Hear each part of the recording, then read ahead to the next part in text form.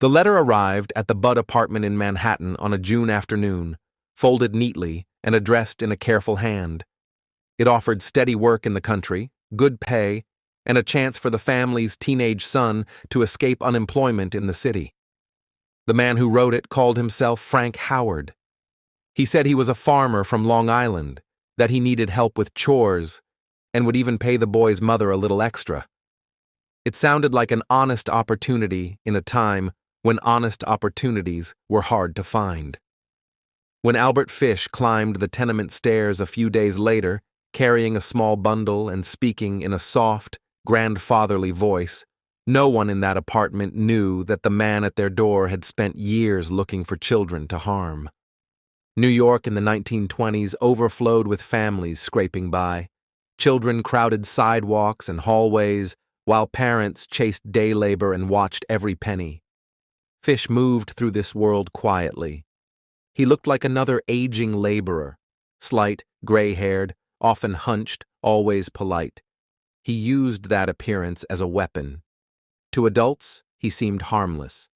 To children, he looked like someone's grandfather. By the time he sat at the Budd's kitchen table on June 3, 1928, he had already developed a pattern of approaching vulnerable homes, using offers of work or kindness as bait. He told the Budds he owned a farm in Farmingdale and needed strong boys to help.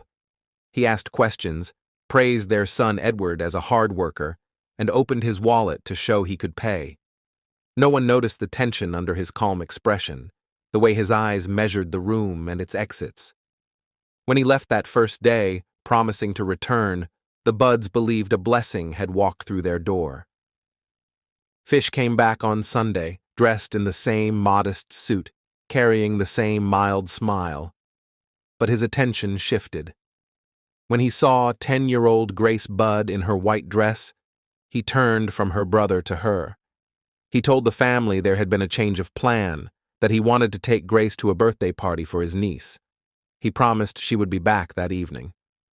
Her parents hesitated, but he pressed gently, reminding them how kindly he had spoken to them and how generous his offer of work had been. Eventually, they agreed. Grace left with him, walking down the stairs with the easy trust of a child who believed she was going to a party. She never came home. As the hours stretched into night, Grace's mother paced the apartment, staring at the door. Her father went down to the street, scanning each face, checking every trolley that rattled past.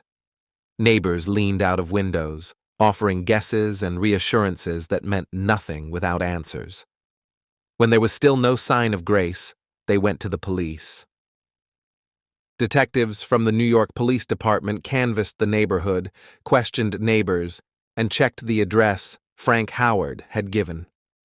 It led nowhere. The farmhouse he described did not exist. The name he used was false. For weeks, officers chased every rumor of a gray-haired stranger seen talking to children. None of it led to Grace. The Budds lived in a state of suspended panic, every knock at the door raising hope and dread at the same time. Her mother left the door unlocked longer than she should have, just in case her little girl somehow stepped back through it. What the family did not know was that the man who had taken Grace had a history stretching back decades.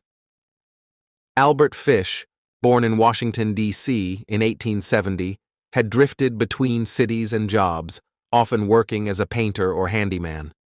Records later showed that he had been arrested for sending obscene letters and suspected in violent attacks on children. He targeted boys and girls who were poor, alone, or unprotected for only a few minutes. He watched schoolyards and tenement hallways. He followed children from churches and playgrounds. He blended into the background where no one thought to question him. In those years, stories of missing or injured children appeared in local papers, but police lacked the tools to connect crimes that took place across boroughs or state lines. Families were often ashamed or frightened, and many did not report everything they knew. Fish took advantage of that. He moved often, lived in cheap rooms under different names, and left few traces behind. When suspicion grew, he slipped away and surfaced somewhere else. The Budd case might have faded into that same fog, if not for one decision Fish made 6 years later. In November 1934, an envelope arrived at the Budd apartment addressed to Grace's mother. The paper was cheap. The handwriting was shaky. Inside was a letter that began blandly, then turned cold. The writer described how he had lured Grace away and admitted that she would never return. It was a cruel, deliberate act, reopening a wound that had never really closed. Investigators would later identify the author as Albert Fish himself. The letter did more than torment a grieving mother. It finally gave police something solid to work with. Detectives studied the envelope and found a clue Fish had overlooked. The stationery bore a logo from a Manhattan charity organization. Investigators went there in person and asked who had access to that particular printed paper. Staff members remembered a man who had once stopped by to ask about work and had taken a few sheets. They knew him by a different name, but he had written down enough information for police to trace him to a boarding house on East 52nd Street. On December 13, 1934, Detective William King went to that address. The landlady confirmed that a quiet, elderly man matching their description rented a room there. When Fish walked through the door, carrying a bundle of tools and appearing every bit the frail tenant, King asked him to step aside and talk. Fish agreed politely. When the detective mentioned the Budd case and the letter, Fish reached into his pocket. King later said he thought the man might be going for a handkerchief. Instead, Fish pulled out a straight razor. King grabbed his arm, fought him to the ground, and wrestled the weapon away. The struggle ended quickly. After 6 years, the man who had walked out of the Budd apartment with Grace was finally in custody. At headquarters, confronted with the letter and the trail that led straight to him, Fish began to talk. He did not deny that he had taken Grace. He gave a halting, chilling account of how he had led her away that Sunday afternoon and what he did afterward. Detectives understood that they were dealing not only with a kidnapper and killer, but with someone whose history likely involved more victims than they could count. They reopened files on other disappearances, including those of Francis McDonnell and Billy Gaffney, boys who had gone missing under circumstances that now looked alarmingly familiar. Psychiatrists who examined Fish described long-standing disturbances and compulsions. He spoke of feeling driven by urges he claimed he could not resist and of twisting religious ideas to justify what he had done. In the courtroom, however, the central question was not whether he was unusual, but whether he understood the difference between right and wrong when he acted. Prosecutors argued that his efforts to hide his crimes, use false names, and mislead families proved that he knew exactly what he was doing. Fish's trial for the murder of Grace Budd began in March 1935 in White Plains, New York. Reporters filled the courtroom, and the public followed every development. The prosecution laid out the story step by step, from the letter promising work for Edward, to the day Grace left with him, to the confession that finally revealed her fate. Witnesses described Fish's visits to the Budd home, his gentle manner, and the trust he created. The jury listened as experts debated his mental state. The defense argued that no sane man could commit such acts. The prosecution insisted that mental illness did not erase responsibility. In the end, the jury agreed with the state. They found Albert Fish guilty of first-degree murder. When the judge asked if there was any reason sentence should not be pronounced, Fish answered quietly, saying only that he had nothing to add.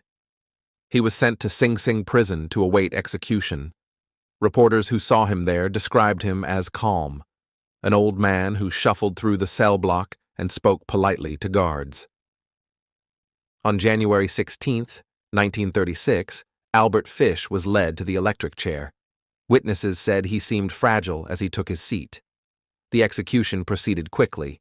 When it was over, the warden gave a brief confirmation to observers, and the body of a man linked to multiple child killings was removed from the chamber. For families like the Budds, the execution did not erase their loss, but it brought a measure of finality after years of unanswered questions. The case of Albert Fish left a mark on New York law enforcement. It highlighted the vulnerability of children in crowded neighborhoods, the dangers posed by seemingly harmless strangers, and the need for better coordination in missing child cases. It also became an example of how a predator could hide in plain sight, using age and politeness as a disguise while moving from one victim to the next. Today, the name Albert Fish stands as one of the most disturbing in American criminal history. Behind that name were families who never fully recovered, investigations that stretched across years, and a reminder that evil did not always appear in the form people expected. Sometimes it knocked at the door in the shape of a gentle, gray-haired man, offering work, kindness, and a promise that a child would be home by evening. Thank you for listening to Homicide Files. Subscribe for more true crime stories.